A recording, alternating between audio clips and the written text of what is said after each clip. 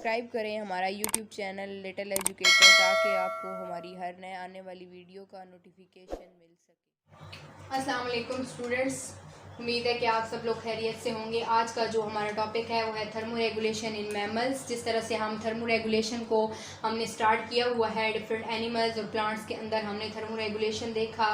आज हम देखेंगे थर्मो रेगुलेशन इन मैमल्स और मैमल्स के अंदर ह्यूमंस आते हैं, तो हम देखेंगे ह्यूमन को एज एन एग्जांपल हम मैमल के थर्मो रेगुलेशन के अंदर यूज़ करेंगे।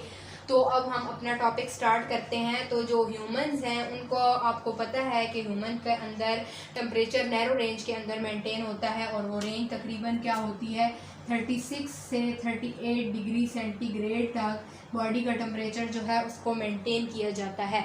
अब इस टेम्परेचर को मेंटेन करने का फ़ायदा क्या है, ठीक है, और ये टेम्परेचर किस तरह से ह्यूमंस की बॉडी को प्रोटेक्ट करता है और उनकी डेली एक्टिविटीज़ को लेकर चलता है।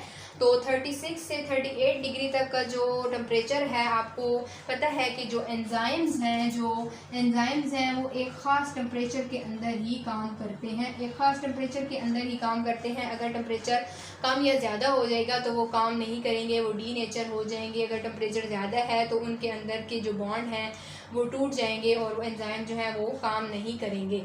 तो क्या है 36 से 38 डिग्री के अंदर एंजाइम जो हैं वो ज़्यादा काम करेंगे, ज़्यादा मेटाबॉलिज्म होगा और मेटाबॉलिज्म के रिज़ल्ट में as a result of metabolism क्या होगा, as a result of metabolism क्या होगा, हीट प्रोड्यूस होगी। हीट जब प्रोड्यूस होती है तो क्या होता है, जब हीट प्रोड्यूस होती है तो हमारी बॉडी को क्या मिलती है, एनर्जी मिलती है। तो हीट की प्रोडक्शन से क्या मिलेगी, हमारी बॉडी को एनर्जी मिलेगी। जब हमारी बॉडी को एनर्जी मिलेगी तो हम अपनी डेली एक्टिविटीज़ को अच्छे से कर पाएंगे। एक हेल्दी बंदा जो है, एक हेल्दी ह्यूमन बीइंग, एक यंग ह्यूमन बीइंग क्या करते हैं, उनके अंदर ज़्यादा एनर्जी होती है और वो अपनी एनर्जी को जो है डेली एक्टिविटीज़ के अंदर यूज़ करते हैं और एफिशिएंटली काम करते हैं as compare to those animals जिनके अंदर बिल्कुल हीट प्रोडक्शन उस तरह से नहीं हो रही जिस तरह से ह्यूमंस के अंदर हो रही है।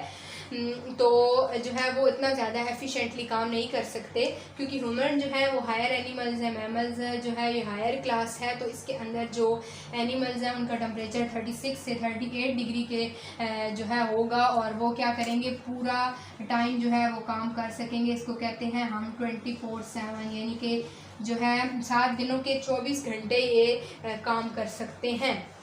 अब हम देखते हैं कि जो ह्यूमंस हैं इनको किस किस तरह की टेम्परेचर फेस करना पड़ते हैं। हम आपको पता है कि जैसे हम सर्दियों के अंदर भी ज़िंदा रहते हैं और गर्मियों में भी ज़िंदा रहते हैं, लेकिन सर्दियों के अंदर हमारी जो बॉडी है उसका बॉडी टेम्परेचर जो है वो हमारा कंजर्व करती है, हमारी हीट प्रोडक्शन को बढ़ाया जाता है और बॉडी के अंदर टेम्परेचर को जो है वो प्रोटेक्ट करके रखा जाता है। कंज्यूम ज़्यादा एक्सटर्नल इन्वायरमेंट के अंदर ज़ाया नहीं होने दिया जाता है। जबकि गर्मियों में हमारी जो एडाप्टेशंस हैं वो थोड़ी सी डिफरेंट होती हैं, हमें पसीना आ रहा होता है जबकि सर्दियों में हमें पसीना नहीं आ रहा होता। तो अभी हम इस लेक्चर के अंदर इसी चीज़ को डिस्कस करते हैं कि जब कोल्ड टेम्परेचर होगा, यानी कि कोल्ड इन्वायरमेंट के अंदर जो है वो हम रह रहे हैं, जब कम टेम्परेचर होगा, लो टेम्परेचर, तो उसमें क्या होगा, मैमल्स क्या करेंगे, अपनी बॉडी की हीट को जो है वो कैसे प्रोड्यूस करेंगे और कैसे उसको कंजर्व करेंगे।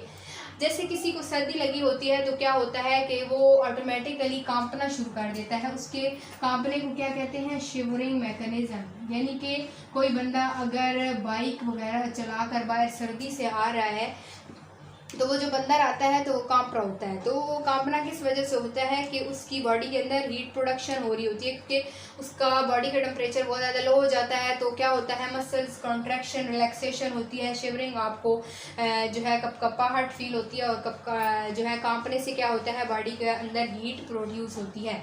ये तो हो गया शिवरिंग मैकेनिज्म। अब है नॉन शिवरिंग मैकेनिज्म, यानी कि कांपे बगैर हम अपनी बॉडी की जो हीट है, हीट प्रोडक्शन है, उसको कैसे बढ़ा सकते हैं। तो हमारी बॉडी के अंदर एक हार्मोन होता है, उसको कहते हैं थायराइड हार्मोन। थायराइड हार्मोन क्या करता है, बॉडी के अंदर हीट की प्रोडक्शन करवाता है। कैसे प्रोडक्शन करवाता है कि जो हमारी बॉडी के अंदर ग्लूकोज स्टोर होता है उसकी ब्रेक डाउन शुरू करवा देता है, उसका मेटाबॉलिज्म शुरू करवा देता है और उसकी ब्रेक डाउन के रिजल्ट में जो हीट प्रोड्यूस होती है फिर उसको बॉडी के अंदर यूज़ किया जाता है थर्मो रेगुलेशन के लिए, बॉडी का टेम्परेचर जो है वो रेगुलेट करने के लिए।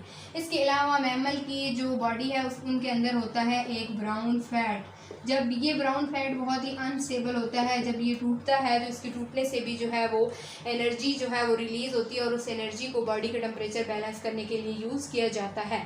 अब तो ये हो गया कि हीट प्रोड्यूस हो गई, शिवरिंग से हो गई। अगर कोई बंदा कांप रहा है तो उसके अंदर हीट प्रोड्यूस हो रही है, या कोई दौड़ रहा है, अक्सर किसी को सर्दी लगी हो तो हम उससे कहते हैं कि आप दौड़ो या आप कोई काम करो या आप अपने हाथों को रब करो, तो क्या होता है उससे आपकी बॉडी के अंदर हीट प्रोड्यूस होती है। या नॉन शिवरिंग मैकेनिज्म से हार्मोन्स के थ्रू या फैट्स के थ्रू जो है एनर्जी प्रोड्यूस हो रही है। अब बाहर जो है वो सर्दी है और अंदर बॉडी ने हीट प्रोड्यूस कर रही है, तो चांसेस ये हैं कि जो हीट प्रोड्यूस हो रही है वो क्या करेगी, बाहर आना चाहेगी, बाहर जो है वो लॉस हो जाएगी। तो हम इस एनर्जी को क्या करेंगे, कंजर्व करने की हमारी बॉडी क्या करेगी, कोशिश करेगी। तो सबसे पहले हमारी बॉडी क्या करेगी, वेजो कॉन्स्ट्रिक्शन करेगी। हमने लास्ट लेक्चर के अंदर भी वेजो कॉन्स्ट्रिक्शन को पढ़ा था एडॉप्टेशन के अंदर कि वेजो कॉन्स्ट्रिक्शन क्या है।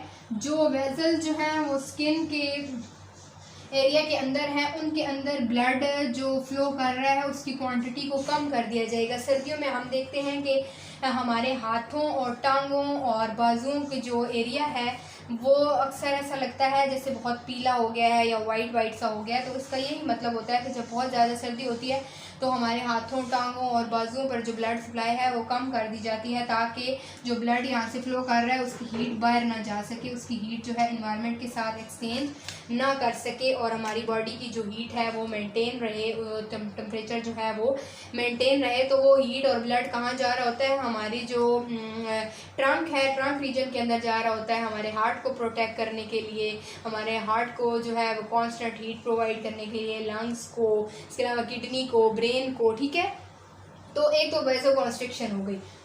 और दूसरा क्या है कि हम क्या करते हैं कि अपना शिवरिंग मैकेनिज्म स्टार्ट हो जाता है। ठीक है, और उसके अलावा हीट जो है कंजर्व हो गई है मैमल्स के अंदर, तो इस तरह से हीट कंजर्व हो गई। अब जो है बर्ड्स जो है वो किस तरह से अपनी हीट को कंजर्व करेंगे। तो बर्ड्स क्या करते हैं कि अपने फीदर्स के अंदर जो है एयर को ट्रैप कर लेते हैं। एयर को ट्रैप करते हैं जब, तो एयर क्या करती है, एज एन इंसुलेटर एक्ट करती है।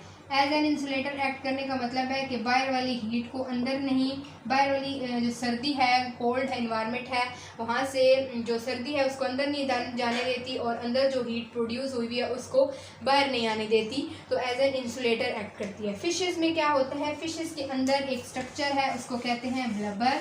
तो सम फिशेस क्या करती हैं, ब्लबर बना लेती हैं। ठीक है, ब्लबर का क्या मतलब है, ब्लबर किसे कहते हैं, ब्लबर जो है वो एक फैट की एक लेयर होती है। फैट की फॉर एग्जांपल ये एक फ़िश है, ठीक है, एक फ़िश है, आपको एक रफ सी, ये फ़िश की बॉडी जो है उसके बाहर, उसके बिल्कुल अंदर ये सारे फ़िश के ऑर्गन हैं और इधर बाहर जो है ये सारे फैट्स की जो है ये मोटी सी लेयर होगी। और आपको पता है फैट्स जो है वो इंसुलेटर हैं, वो हीट को जो है वो अंदर से बाहर नहीं आने देते और बाहर की जो ठंड है उसको अंदर नहीं जाने देते। तो इसी तरह से फिशेस जो हैं वो अपनी हीट लॉस होने से बचा लेती हैं। अब तो ये हमने देख लिया कि जब हीट प्रोड्यूस हो गई, ठंड थी, तो इस तरह का मैकेनिज्म यूज़ हुआ। जब हाई टेम्परेचर होगा, अब हम देखते हैं सेकेंड कंडीशन जो है वो हॉट एनवायरनमेंट का हम देखते हैं कि जब गर्मी है तो क्या हो रहा है।